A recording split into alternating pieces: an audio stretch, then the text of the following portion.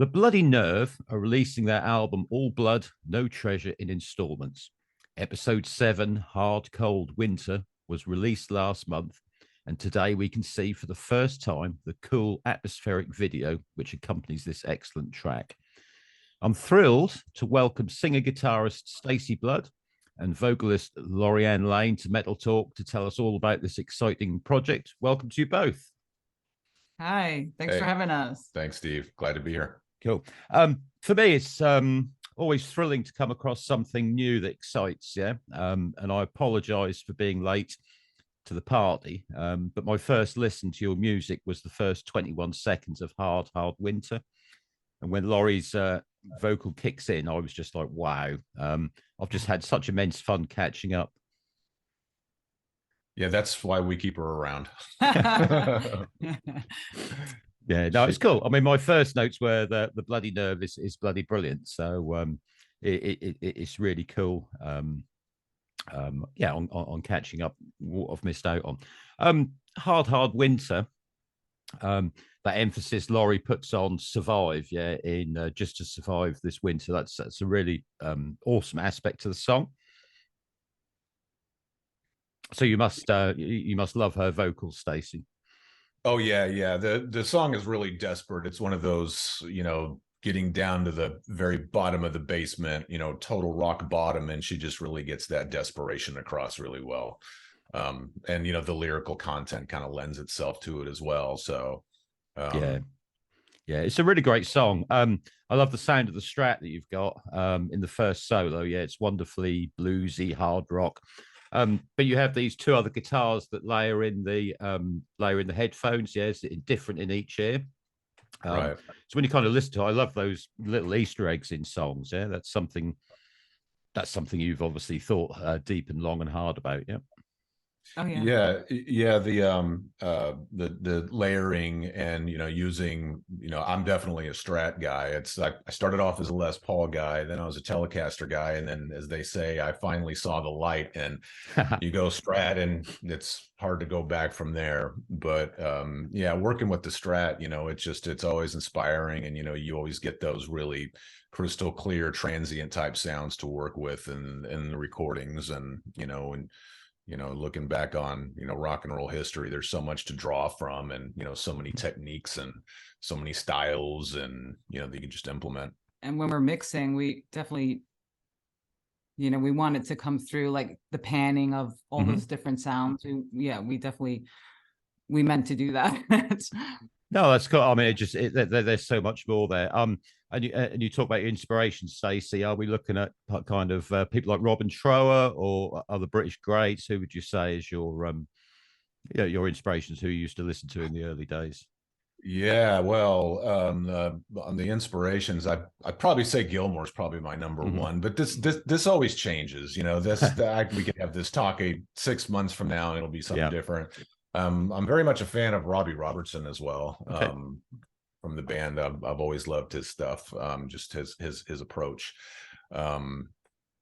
Rory Gallagher is another one that I'm a big fan of. Phil Collen from Def Leppard is really who made me want to play guitar once upon a time when I was young. It was just, well, that's what it was. I couldn't decide if I wanted to be Joe Elliott or Phil Collins. So, well, now you're a little bit of all of them. I just smash them together and try to do a little bit of everything. And if I could do all of that, and maybe throw a little Jimmy Page in there too. But yeah, I've listened to a lot, just so much Clapton. Stuff. Yeah, I mean, there's so many, like Albert King. I love Albert King stuff. His the only thing that puts me off Phil Collins is the amount of gym time you've got to keep in shape. But she's trying to get me to do that, but I'm slow on the uptake.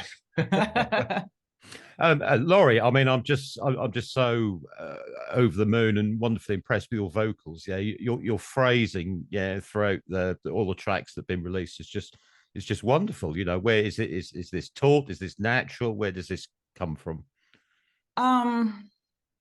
Well, I've been singing for quite a long time, and before I met Stacey, I was working on some solo stuff. But once Stacey and I started working together, it was like I had to up my game. You know, I just, the lyrics and the music required me to give it my all, to go above and beyond, you know, as much as I can, just push. And I wanted to really express what we were feeling and how, you know, the lyrics were written. It's like the tracks really deserved that. Yes. You know, but it was the same with me too, as you know, as a vocalist. I mean, she's loud. She doesn't really need a microphone. You should go sing live without a microphone. So, you know, me as a vocalist, I mean, with myself, I had to really reach down, and I mean, because if you're going to blend with that and be heard with that, you have to really, you have to take a different approach. And, you know, I reached down and found something new, because, you know, out of necessity. But I think also what it is that, you know, with our recordings and our productions, you know, everything is really spacious. We really don't do the whole brick wall construction site sounding stuff that's just like in your face, every note, everything, and just everything's jammed in there. We like to keep it a little spacious and warm and so that you can hear these things, and because everything that we put in there really matters. It's you know, we try not to just throw things in just for the sake of doing it. Yeah, it's something for me that's best listened on the headphones. Yeah, I mean, you know, this latest track, it's just pretty damn epic. Yeah, as you go through, you've got that epic 1 minute fade out as well. You know, I mean, that reminds me of the days when I used to listen to the Dio albums. Yeah, and then I would always turn the volume up as the track faded. Yeah, so you're just trying to get those different kind of screams that you're throwing in. And it's a really enticing track. I really love it. Thank you so much. I'm glad you noticed the fade out. These days you're not allowed to have fade out, so they're like, well, we're gonna do a fade out anyway. Yeah, we don't go by what anyone's doing. No. Well, with you know, with things like that, I always enjoyed fade outs because there's just a little something that you feel as it's going out, little things that you start to notice because your ear picks up on different things as volumes go down.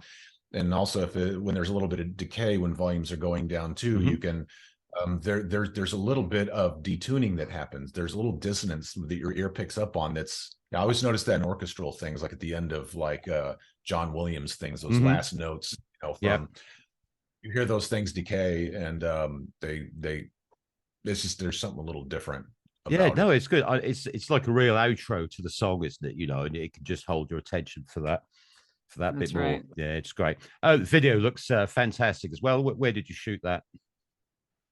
Where we live, actually, in our town. And it's about a couple blocks away from our house. We found this really cool place. What's it called? The Station Inn, I believe. It was formerly a chick jeans factory. Yeah, it was. Yes, it was a fashion brand factory, some kind of jeans. Yeah, chick jeans, was it? I think it was chick jeans. Yeah. Well, they have really, really cool. It's so awesome inside with these windows that are like broken out and everything, and these huge rooms. So we try to, you know, kind of looks like a gymnastic kind of studio or kind of like a gym. Yeah. So we try to mess with the lights and give it this mood to create that cold, moody vibe.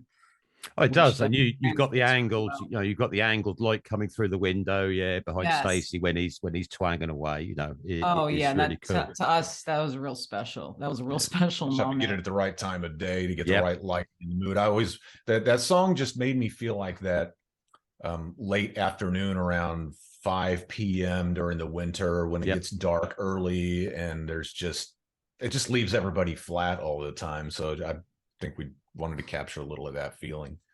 Yeah, the little black tablets that get cut up, they look like the vitamin pills that my wife makes me take every morning. I'm a little bit worried now. Can you explain how you arrived at the whole concept behind the film and how you feel that kind of fits into the song? I think there's actually kind of a lot going on in the video. Some things we didn't even pick up on until it was done.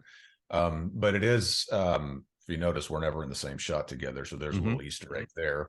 There's just little things if you watch it to pick up on that kind of explains what's going on. But it's just black pilled, you know, the black pills and, you know, so much nihilism that's about these days. And, you know, when you just start adding in the winteritude of everything, then it's just it's hard to get the white pills going.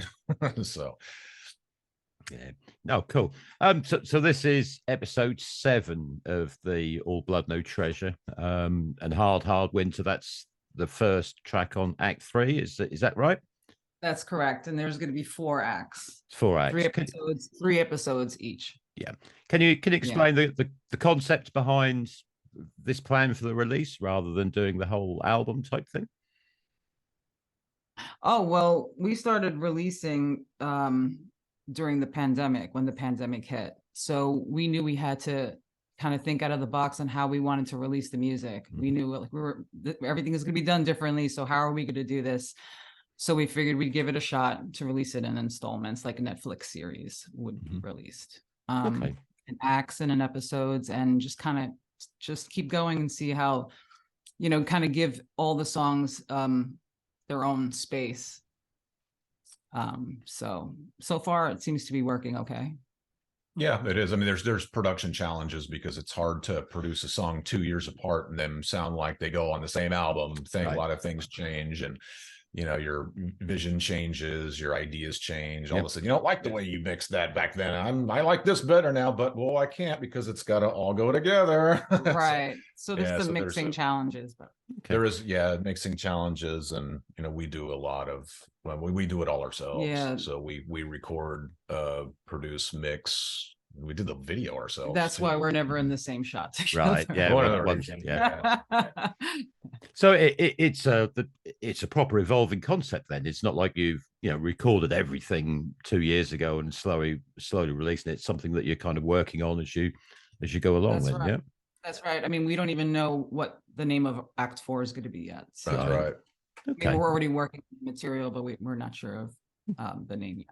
Usually we're working on the next couple of acts while we're releasing one. Right. And we try to stay ahead of it as much as possible. And then it's just, you know, the process. The good thing is that you don't have somebody breathing down your neck for deadlines, and you're not watching the clock on the wall. But the bad thing is also you don't have anybody breathing down your neck and you're not watching the clock on the wall. So you're not putting things out as soon as you should be. You know, sometimes it takes a little time. It does. And we try to create our own discipline. Yeah, so I mean, as I say, I'm late to the party. Yeah, I was so taken by this new single. Yeah, obviously, then I went back to Act 1, Scene 1. Yeah, A Million Miles. So that was A Million Arms. Released in 2020. I mean, I love this. Yeah, you've got that opening scream, and then you're just right into it, aren't you? Yeah, the album, the concept just pretty much starts right in the middle of chaos. Then there is no leading up. It's just like you wake up, bang, you're in it. And then it's almost disorienting. And then I think Act 1 is trying to sort out what the hell is going on. And this, you know, it's like smack in the face of reality. Boom, here you are. Although it's been kind of creeping up for a while, but it comes across that way. It always made me think of Ritchie's drum fill there, just kind of the way he hits that drum fill at the beginning. It's like a SWAT team banging on your door. And then and then the cry of terror. Yeah, the screams of terror. It just seemed appropriate. No, it's really cool, and it really sucked me in.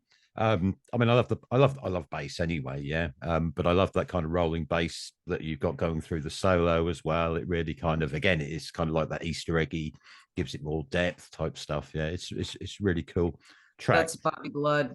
That's Stacey's dad. Oh, right, okay, cool. Yeah, okay. Cool. Lifelong bass player. Nice. I mean, there's 2 versions that I've got. There's the clean version, yeah, and the normal version, yeah. Certainly the normal version's got more punch in it. Yeah, I definitely prefer things sometimes with a bit of swearing in when it adds to the message that you're getting across. Throw a little dirt on it. Yeah. Well, you can't swear too much, as they say. You swear when you mean it. Yeah. Or it loses its impact. That's true. Yeah, that's true. Roads. This is superb, yeah.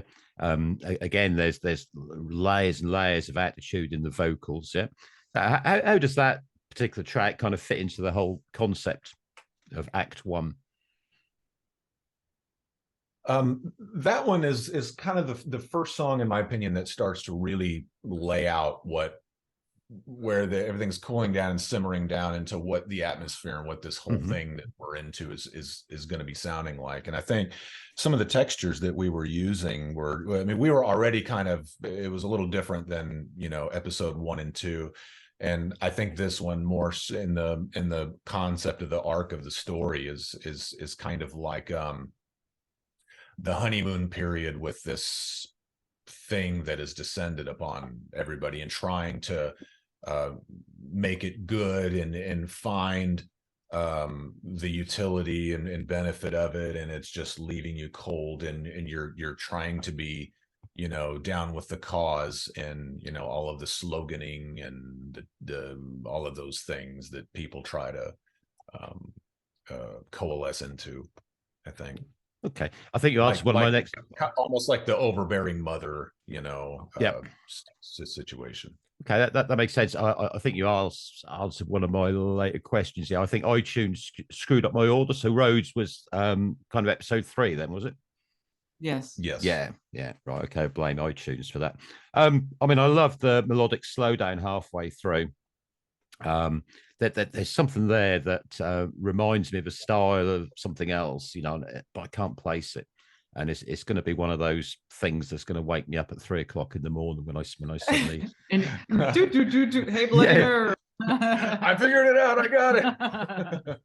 But it's just it's really good. So I mean, when I've been listening to it, I've gone into that as track 2. Yeah. So, but what is really track 2 is what's it say about you? Yeah. I mean, that's built around a fantastic riff, and that's the first track in the kind of the whole piece where you've got the dual vocal together, and that works especially well with the chorus. Yeah, I love the way, you know, both of your vocals kind of mesh together. Yeah, it's nice when we get to sing songs together.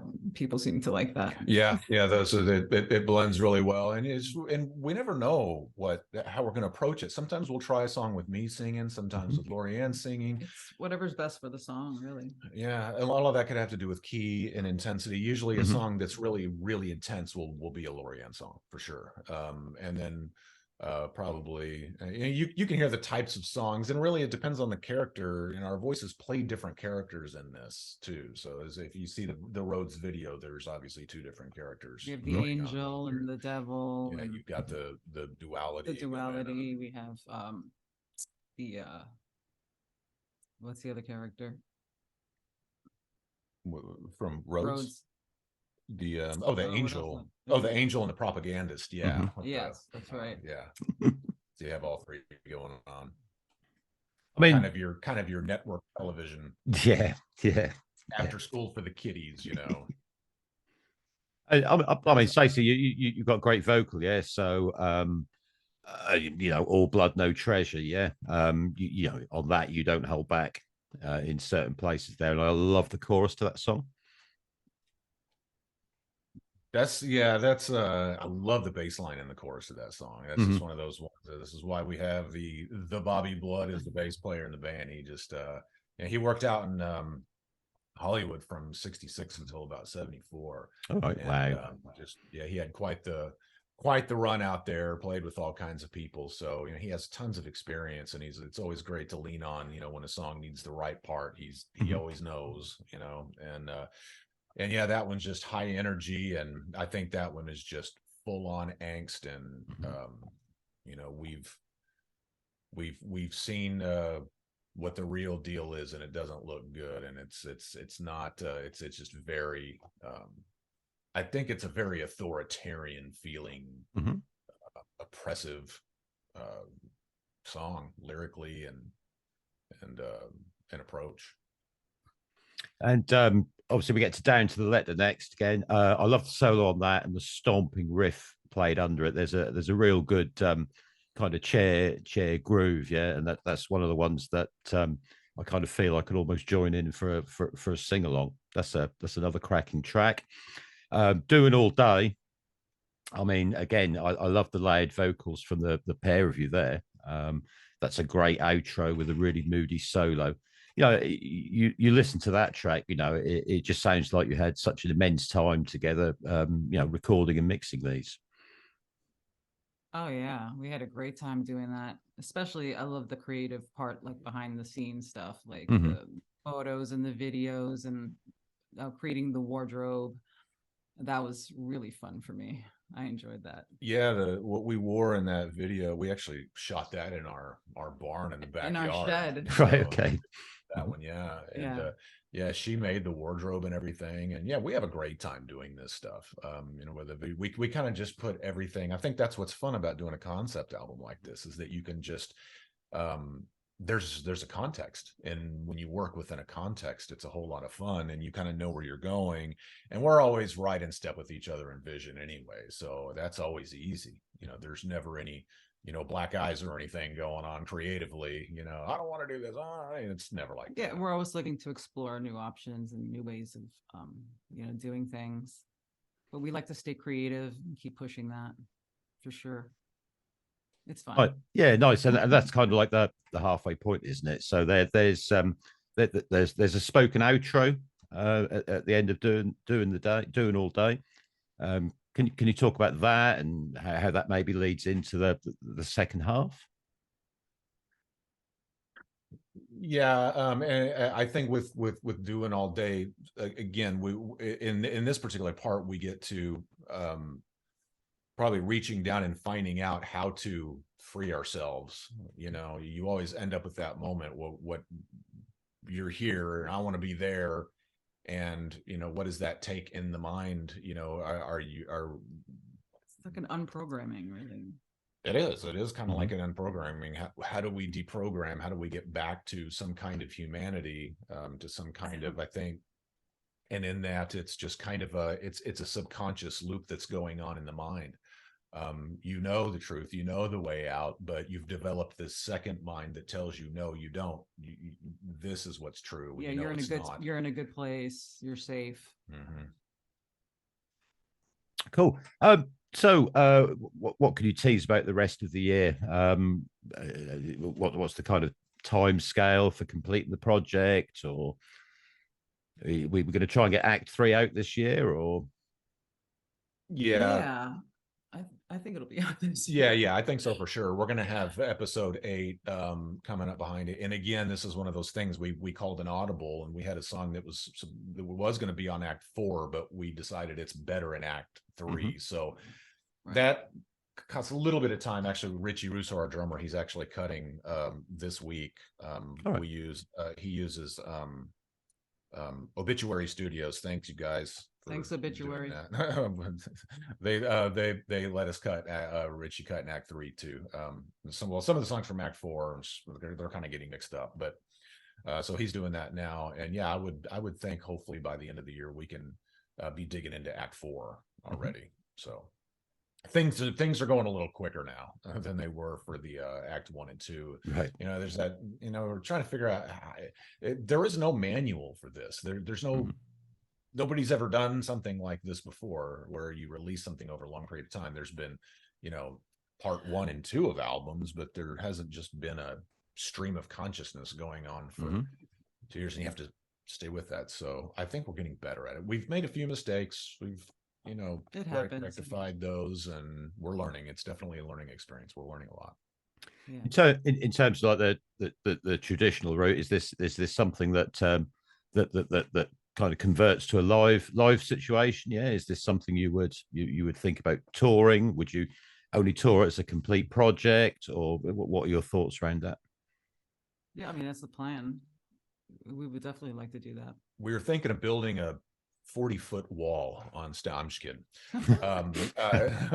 Flying pigs, I would say, yeah, we're looking at 2024. Definitely wanting to come out to the UK. Right. And we're working on that right now. And yeah, I think it would be a situation where, I mean, our original thought is to play the whole album from beginning to end in its entirety, and lay it all out like that. That's what we're thinking of. Maybe some live, some streaming performances until then. So we're throwing some ideas around. Yeah, we'll see how it unfolds. Yeah. Okay, brilliant. So look, thanks for your time, pair of you. Hard Thanks. Win. The video is out. I'm really thrilled with what you're doing, and I'm so pleased that I've finally discovered it again, or now. Any message for the fans? Yeah, come follow us on Spotify. Yes. This is going to be dropping on Friday, so you The 17th. on the 17th get followed and subscribe at all the usual places at YouTube and all that good stuff. And Anywhere you can. Anywhere you can. We're out there. And visit thebloodynerve.com and go to our store. We've got a new line of interesting culture rock and roll t-shirts that I think everybody would enjoy. Yes. Cool. Fantastic. Laurie, Stacey, thank you so much for the time. Wish you all the best. Thanks Good so luck. much. Thanks, Steve.